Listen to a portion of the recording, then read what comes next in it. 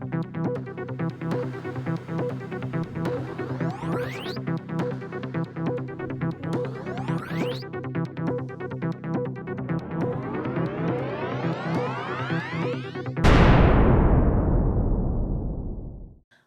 to the Neuro Marvels. We are back for another episode. I am here with my esteemed, highly esteemed colleague, Dana Waters. Hi, Dana.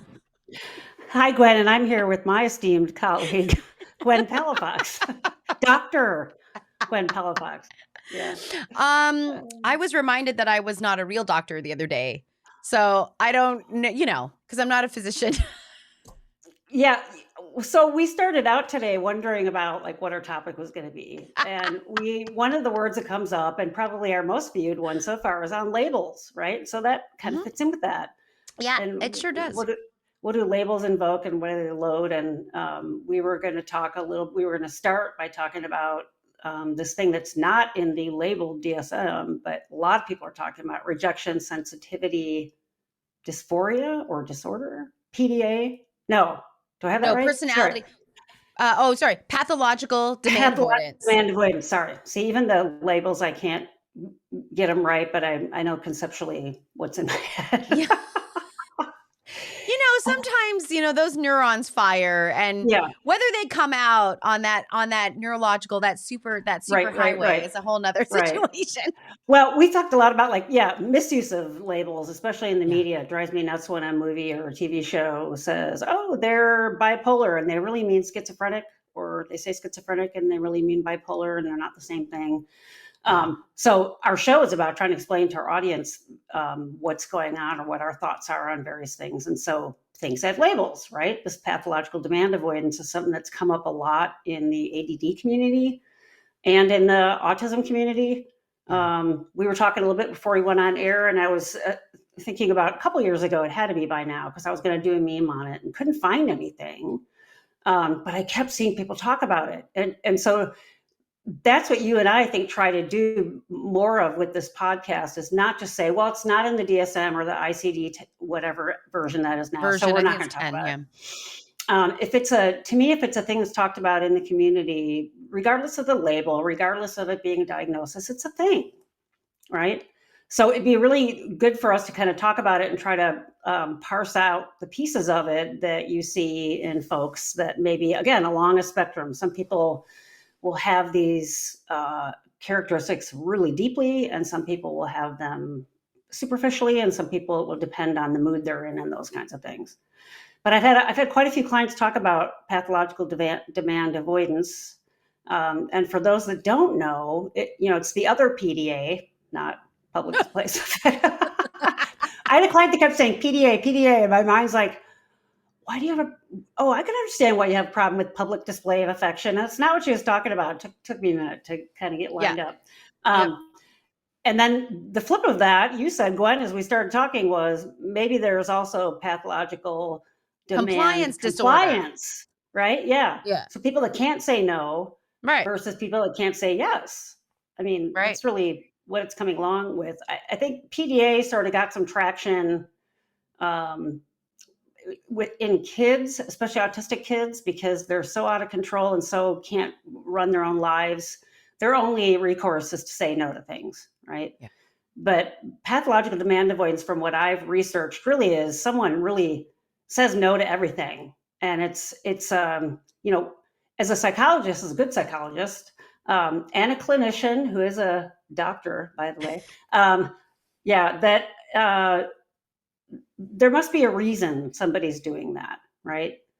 So that's the problem with the DSM. And that's the problem with any labeler. It just gives you a shared vocabulary to talk about it. But what's underneath the surface isn't talked about. It's just a symptom descriptor. So what's going on where someone has to say no to everything?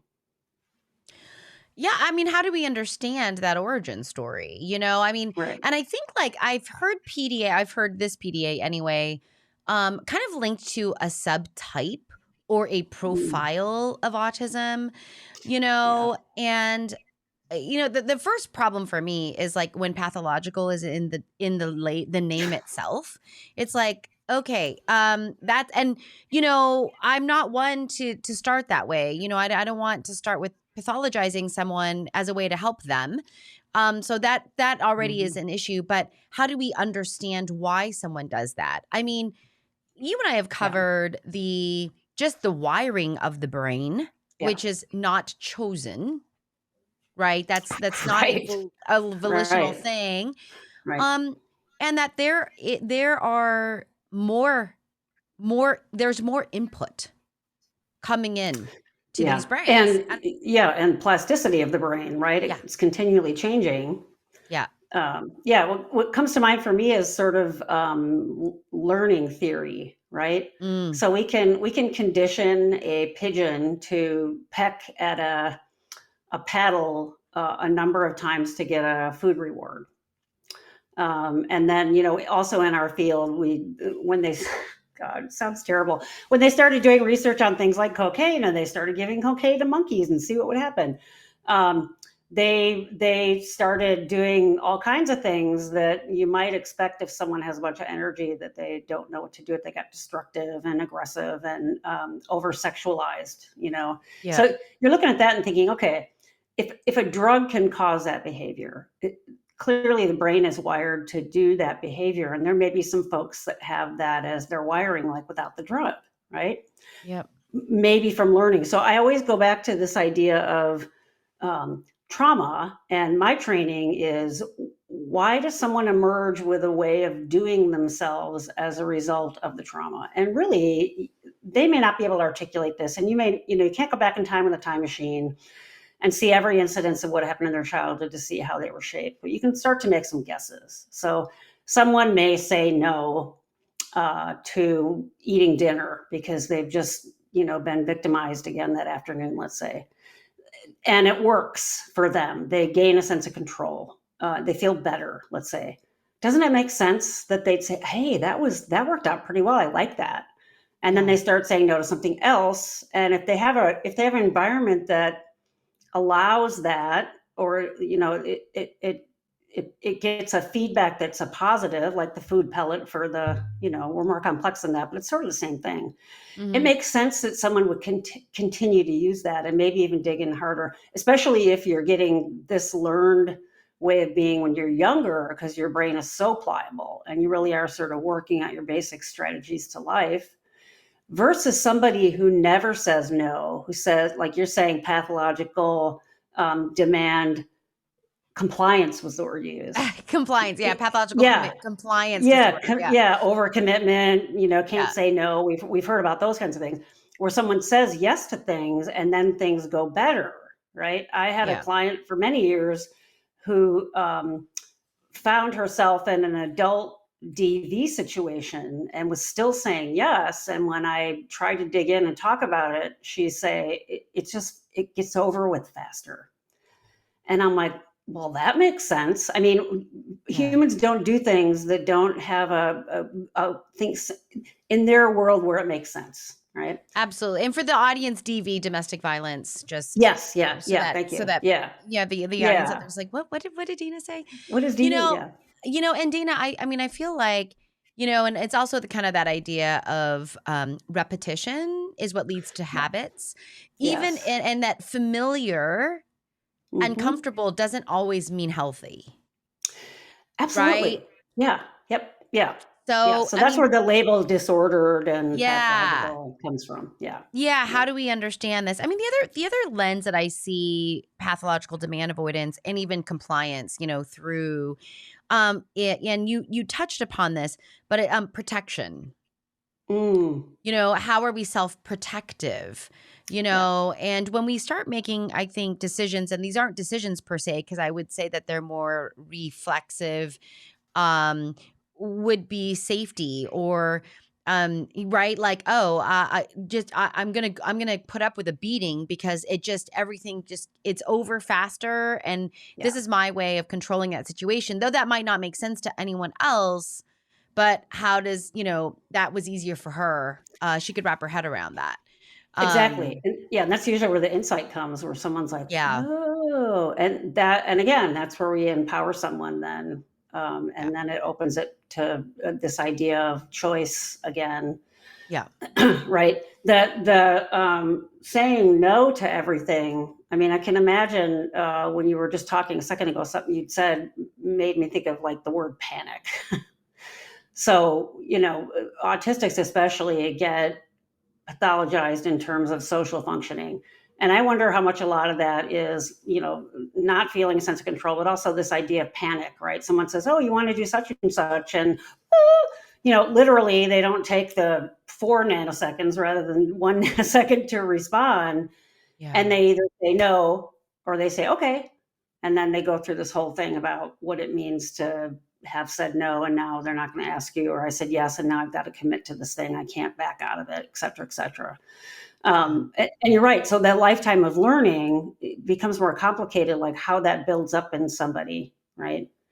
And so if someone says no to everything, rather than conditioning them to not say no, which we see happen a lot in therapy with kids, right? Yep. We should be asking why. Why are you needing to say no, and what does it get you? But you bring up this other layer that's really important that we explore in therapy. If they say, well, okay, it did help then, but it's not helping me now, and I still keep doing it, right? And that's that habit idea. If you've ever tried to start eating something healthy that you haven't before, or you're like, January 1st, I'm going to start working out every day. And they say it's something like 3 weeks. If you do it every day, it starts to get habitual. And we know that that's uber important in neurodiverse folks. It would make sense that it's harder to have a bunch of yeses or a bunch of nos in a row to lay down the other way of thinking, right? Yeah. You could have 20 yeses and all of a sudden you have a no, and it can wipe out all the 20 yeses and you lose all that traction you had to try to get ahead with it. So the idea is to try to have people get more mindful in real time that they're about to do that. And I applaud those when my clients do those, because they say, well, I still did it, but I knew I was doing it. And I'm like, no, that's a big victory because you knew you were doing it. Yep. And then you can teach other strategies, like instead of saying no, is there other things you can say in that moment? Like, I need some time to think about it. Little kids can't do that, but adults certainly can. I need some time. I need to sit with this for a little bit. Let me get back to you, whatever it is. And I also think that's one of the reasons why I'm guilty of this too. Don't call me, text me. Because the calling, it's like, oh my God, it's real time. Whereas texting, you could say something like, let me get back to you, or I'm in the middle of something, or whatever else it is. So to rush to it being like this pathological thing. I really think it's about panic. And that's what I hear from clients. They'll say, someone's asking me for stuff. I panic. I don't know how to say no, or it builds up. My husband keeps asking me for all these things. I've said no so many times. He's going to hate me for doing that. So now I finally have to say yes. And then there's no insight about what's underneath it. So that's what becomes important, is to dig and figure out why you're doing it, or where it arose from. Yeah. And, and I like, Dana, when, for some, that insight or the cognitive resourcing, right, that the fact that your mind could go there, could think about those things is one level, right? What about people out there that don't have those cognitive resources, right? But have this very reflexive reaction to any kind of demand. I mean, they can smell it. I always say, they can smell you coming from a mile away, because they're going to want something from you. And that's all I see. I just see. And so how many, I have multiple clients that their immediate thing out of their mouth is no. It doesn't matter what it is. You can ask them what they want. Like you could say, do you want this? And we know you want it. Right away, it's no. Pause. Oh, yes. Wait a minute. But it's already this very defensive place. And, whenever I see that, like whenever the no is reflexive, like it's the first word out of the mouth, I'm like, we got to take a better look at what is happening environmentally. And I think that whenever you do have, a sensory system or a fight flight system or a high arousal system, right, kind of at baseline. We need to be really careful with, and I call this in my practice, demand dosing. So just medication, right? We need to think about What are the demands, and can that person stay in the range of comfort or only go to the edges or outside of that with consent? Yeah. When I work with someone, I'm like, here's our range. I'm going to check in with you on a regular basis, because sometimes the self-awareness or the state awareness needs training. Like Yeah. that Gotcha. needs to be trained, right? And we need to put language to that. Um, So you're but doing then it sort of in the session, so someone yes, can really, you're even role playing and get to role practice that. Yep, Yeah. yep, and there's Okay. just instrumental kind of teaching and feedback right in the moment, and the minute Mhm. they start to get into those yellow zones or their approach, because we kinda know, like, yellow leads to orange, leads to red super fast, like, there's not much time there. The minute we hit yellow, we pause, Yeah. and we engage a coping mechanism, and Yeah. we keep checking back in until they're back in the green, and that's just the And you said yeah, something like the environment has to be able to respond to that, right? Like when yeah, they see someone in the yellow, you're seeing it as the yeah. therapist. We also have to teach the people like the parents or partners to recognize that and give some space, right? Yeah, I mean, Okay. I think in these situations, and I say environments have the power to suppress, oppress, or support. Absolutely. And when we're the co-regulator, Hmm. the responsibility and the assumption is that the person who's co-regulating is the better Hmm. regulator. Like they can regulate themselves. And I think Yeah. that's the other piece that I see, which is it takes two, right? Like you're asking this pathological demand avoidance, which I just find to be such a fascinating label. I think it's a destructive label. Personally, So I think horrible. I don't know what positivity, I don't know what kind of production or productivity or empowerment or encouragement comes out of this label. I'll be honest. I don't know No, it's how. this colonizing model of pathology. This is how I'm gonna. The name says you are doing this the wrong way. Yeah, Change it, right. but How we're not about going to we help didn't you. even ask the question, is the demand appropriate? One. Right. And is there consent for the demand? Good point. Yeah. Like, I don't know, like, how often are little kids told what they need to do, but they actually don't want to, like, it doesn't mean anything to them. Yeah. And Yeah. like, we're not choosing stuff that and I'm not saying that life, I get it. Like, there are things in our life that we got to do, that we got to wrap our heads around, that Right. we don't love, like Yeah. hashtag adulting. Like, yep, we got that. Yeah.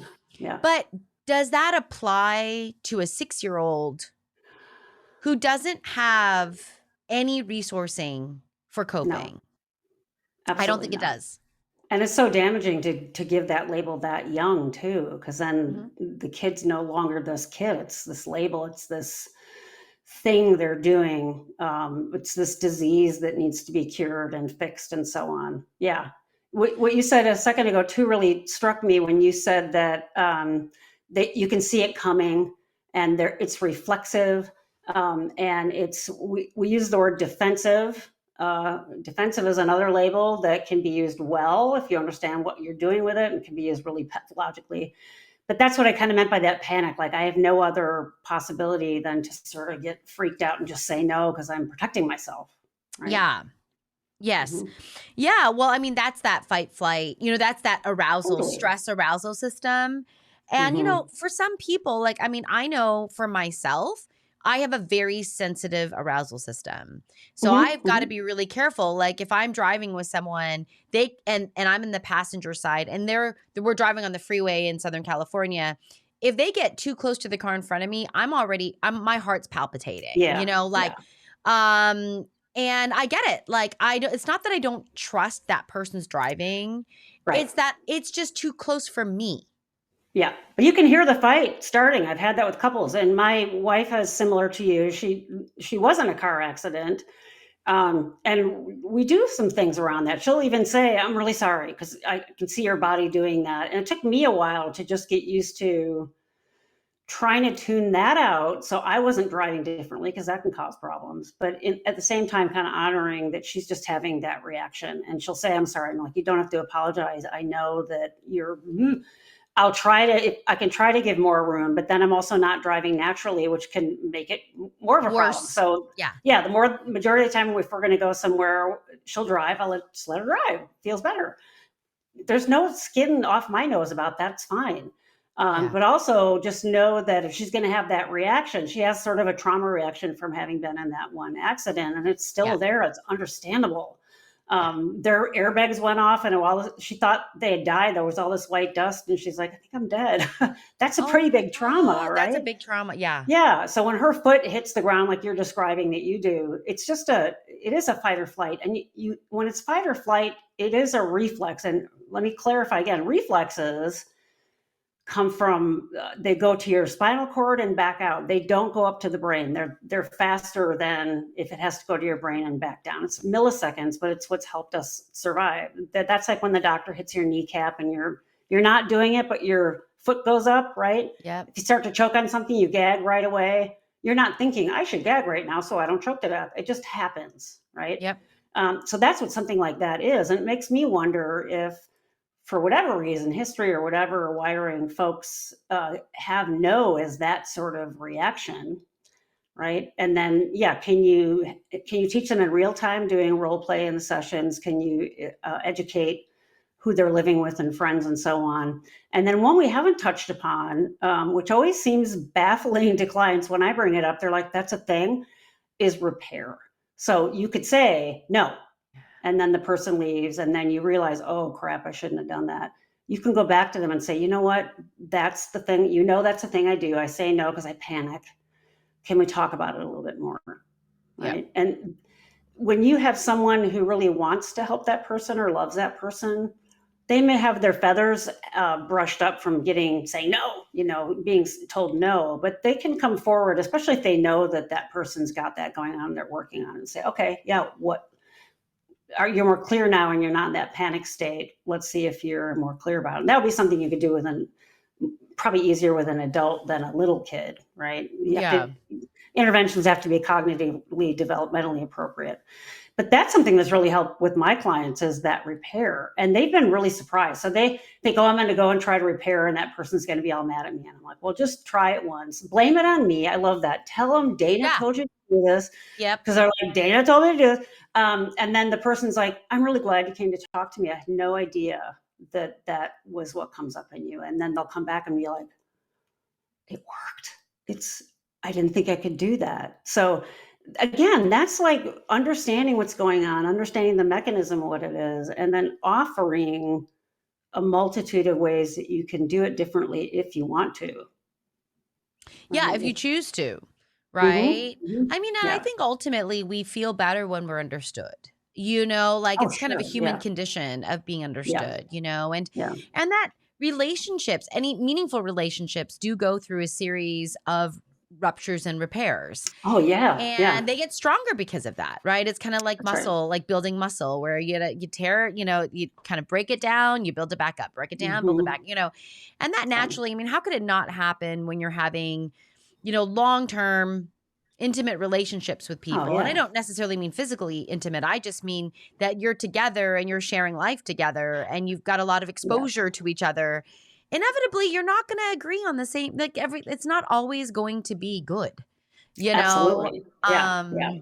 Yeah. So what we've touched a lot on the saying no a lot. Yeah. We haven't talked a lot on the idea of pathological demand compliance. Pathological compliance. Yeah. And that's never, you always say yes and you can't say no. And I probably equally, myself included, have had to learn that to be able to say no. There's so much about that I'm sure our listeners can relate to, like, well, they're not going to like me, or they're not going to ask me again. Or my favorite meme about autism is, you're going to ask me for the 900th time if I want to come to your party. I'm going to say no, but I always want you to ask, because I'll feel hurt if the 901th you don't ask, right? Yeah. But it is that saying, being able to say no. I did a meme on this, but I borrowed it from something else I'd seen. It's not my original one, but you see this woman who's clearly had a party at her house. She's laying on the couch, like just no energy left. Her arms are hanging off the couch. There's like a handful of partygoers still there. And the clock says like 2:30 in the morning. Oh. And the partygoers say to her, are you sure you don't want us to leave? And she says, no, it's okay. And it just... At what point do you sacrifice yourself for the other. And, there's cultural presses for that. There's gender presses for that. There's hierarchical structures of work and school and all those other kinds of things there's so many things that can feed into that. So you work on the insight thing again, which is, can I say no to this one thing? And then it's always better if you preload it. Like, this is something my wife and I kind of went through a lot before I really finally realized I was autistic, because there wasn't the frame for understanding it. Was, oh, I don't want to go do that thing with you, right? I don't want to go to that event with you. And now I can say why, and she understands the whys. Before it was just like, oh, well, Dana doesn't want to do anything. And now she knows it's do it with somebody else, or if it's super duper duper important to her, I get enough leeway, and then I can plan for it. And I want to do something super, super important to her, so I'll do it. And then I plan decompression time and things like that. Yep. But all of that, you can see how it could be really complicated to not say no. And a lot of people have to crash and burn and have no energy left, and maybe even get sick, or have fights in their relationship, or lose significant relationships because they just can't say no. But if you can provide a frame for those people in your inner circle first and say, I have a hard time saying no. And usually the people will be like, yeah, do you think? They already know that you can't say no. And I'm working on it. So I'm going to say no to some things. I'm going to set some limits. I'm going to see how that goes for me. And when you're able to do that, it doesn't get better right away. When I started doing that, my anxiety got bigger, because my fantasy brain is all about them talking about how Dana didn't want to do it and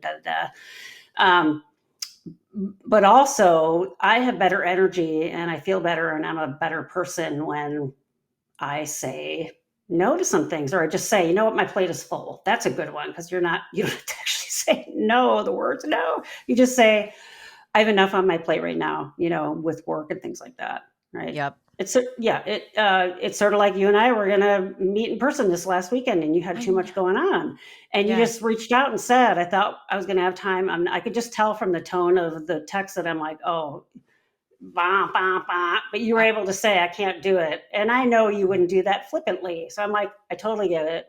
Yeah. And that's when you start to have that rapport with people. They even want to say it. They'll just see the look on your face. They'll ask you something, and again, there's that panic, and they're like, it's okay.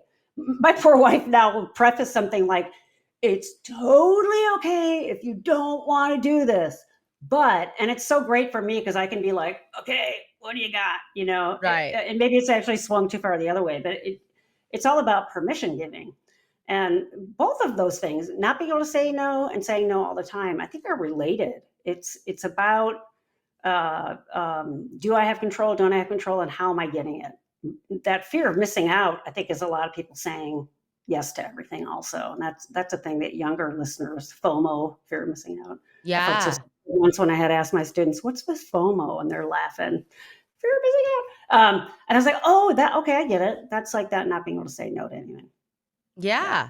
Well, and that, I think that sometimes that social anxiety can also kick in. Like, what will they think of me? I want to appear this way. I want this. I want to please this person, which I think pleasing is a stress response. I mean, I've put that in my freezing pleasing section, like in the way that I work with that. And that, I think about that a lot reflexively, if you got in trouble for not being agreeable. Yeah. Can you say more about the freezing response? Because I think that'd be good for our listeners to hear about. It's kind of that deer in the headlights thing. And it goes back to, a stress response, which, Dana was saying earlier, just hits the brainstem and that's it. And it's really meant to keep us alive when we've faced, a grizzly bear, that's really how we're wired. But these are not life-threatening situations, but they sure feel that way. They feel like it. Yeah. And so I know that there's lots of different types of stress responses, but I think like I lump stress responses into two main categories. One, I call it the fighters and doers. Like, I got to do what's right, and I'm going to fight, and I'm going to get in there. And I'm going to, and then I have my freezers pleasers, where they either freeze and they like don't do anything, or my pleasers, okay, yeah, sure, yeah, sure. And by the time they know it, they've overcommitted or whatever. And, we always go back to this self-awareness, Dana. Yeah. Yep. You and I always end up back at self-awareness. And I think out Yeah. of all the social emotional competencies that we know about, so self-awareness is Yeah. the heart of our ability to take care of ourselves and to be in this world with more comfort. And I laugh because, I was raised to put my head down and grind, work hard, grind. You can, and as long as you work hard, you can achieve it. And I just am like, today, I'm like, that's just not dang true. Effort, Right. Effort in, especially for some of my clients, they will put in a ton of effort and they do not get out what kind of effort they put in. It's so frustrating, understandably so. Yeah. Which, brings me to like free will. Like, really, do we really have free will? But, that's a topic for another episode. Yeah, that awareness thing, though. I mean, what came to mind from before you said too, like I can guess like that with all my grad students. If you're in a doctoral program, I can do it. There's a little bit of masochism to it, but there also is that mindset if I work hard enough. But there are real barriers in society that some people can't get over. Was this idea of it is at a basic sort of fundamental, I might not survive level. And you don't know what each individual person has feeding into that. I mean, one of my favorite things to do is watch rescue videos on TikTok. And you can see, God, these people are so amazing that work in shelters who will just go and sit with a dog that's new in there and completely freaked out. And they're in that I'm going to die. They're back, and they'll just sit and they won't move and they'll just be. And it is sort of like this awareness. That's really what meditation is supposed to be about. Meditation has been Americanized to mean, oh, I'm in this Zen place and I'm calm. That could be one part of it, but meditation really is about self-awareness, thoughts, feelings, decisions, all that stuff. So being aware of how I feel in that moment, and then bringing it into real time. That's what having awareness is, insight, all those kinds of things. Because then you're really making decisions based on what's really inside of you. And so much of us just don't do that. We're just like I got to do this and I got to do that. And we're human doings rather than human beings, right? Yeah. Don't be a human doing. Don't be a human doing. I mean, because when we're reflexive like that, we actually then aren't in control. We're actually not that's not a decision. I mean, a decision is something you've considered. And so that's the other piece, I guess what strikes me is when someone says, I'm really busy. I'm always busy. I'm busy, busy, busy, busy, busy. And it's like, what are you doing? Yeah. What are you doing? And I'm not saying that they're not busy. I'm sure they're busy. But it's not very satisfying busy. And so it's like frenetic just to keep you're blowing a ball up in the air and you're just trying to keep it in the air. Yeah. And so, I mean, I think for us, it's really trying to understand somebody, if I just wrote down, don't be a pathological, don't suffer from pathological labeling disorder. That one too. PLD. Yeah, I'm a labeler, recovering labeler. Yeah, I'm a recovery.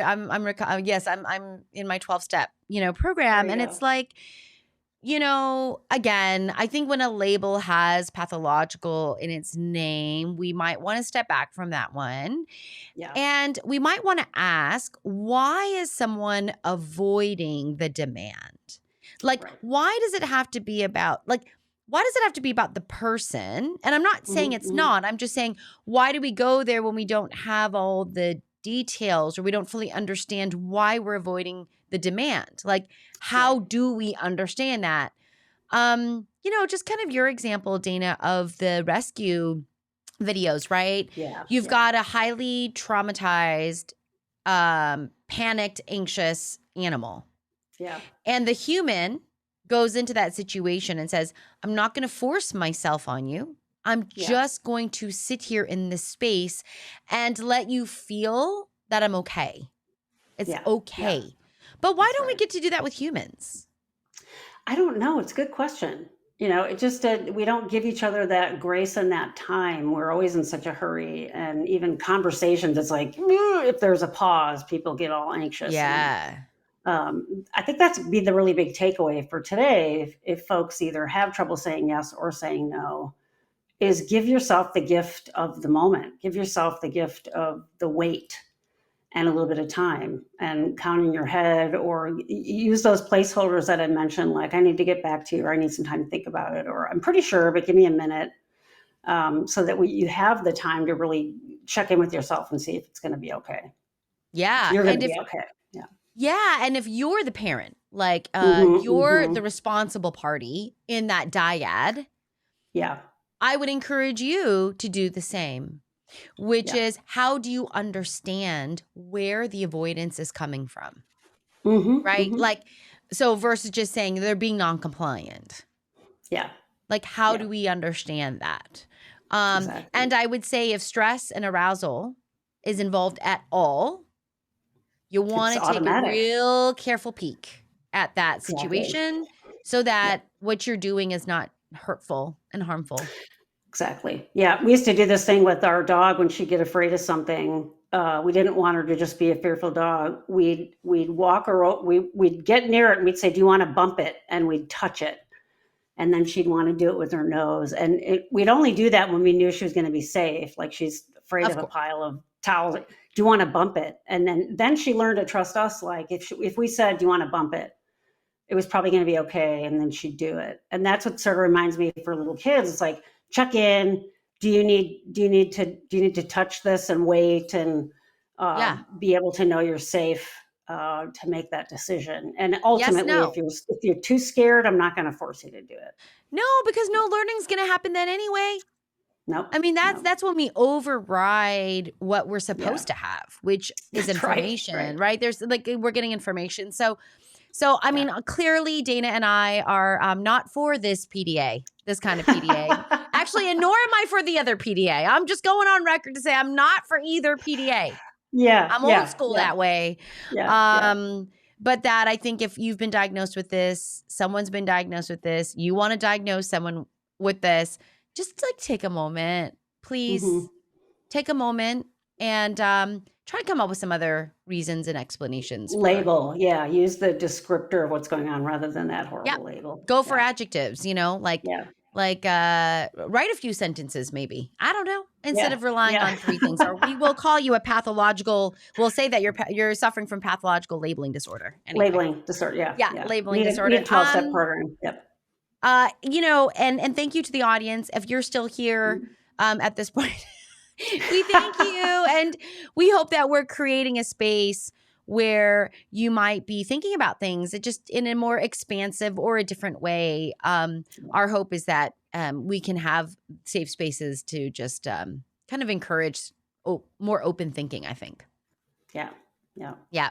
All right, Thanks for everyone. listening. Yeah. All right, everyone. See you in the next episode.